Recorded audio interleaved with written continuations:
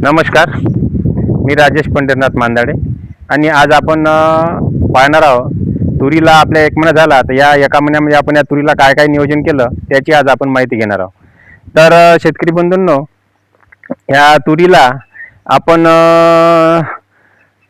खताचा 1 डोस दिलेला आहे या तुरीला, आणि खताचा डोस दिल्यानंतर आपण याचं तणनाशकाचं नियोजन केलेलं आहे.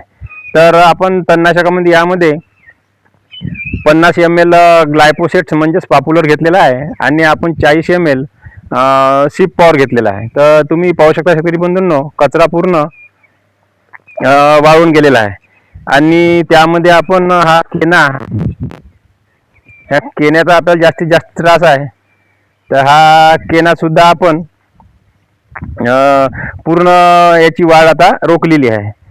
तर आपण या तुरीची जर आपला जास्त जर केना जर असन, म्हणजे समजा आपल्या तुरीत नुसताच केना असन, जर आपल्या माड्या तुरी असन, तर आपण यामध्ये मिरा 71 आणि शिप पॉवर म्हणजे 30-40 ml मिरा 71 आणि 40 ते 50 ml आपण शिप पॉवर असा करून आपण 80 ते 100चा डोस यामध्ये आपण मारू शकतो.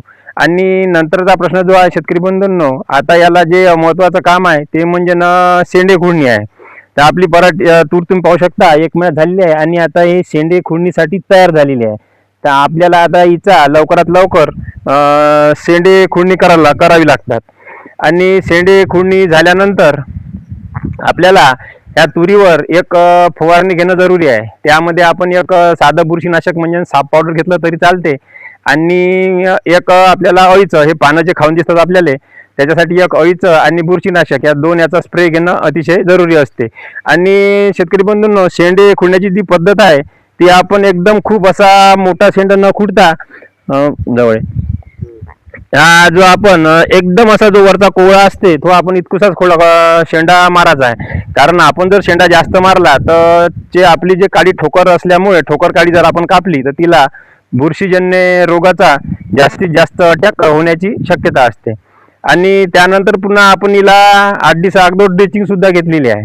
पाऊस झाल्याबरोबर हिला ड्रेचिंग घेतली, खत दिलं आणि तणनाशकाची फवारणी झालेली आहे. त्या पहिले आपण उगवण पश्चात ह्या तुरीला शटडाऊन म्हणजे बेस्ट ॲग्रीचं शटडाऊन याचा सुद्धा आपण प्रयोग केला होता. त्यानं सुद्धा आपल्याला केण्यासाठी चांगला रिझल्ट भेटलेला आहे.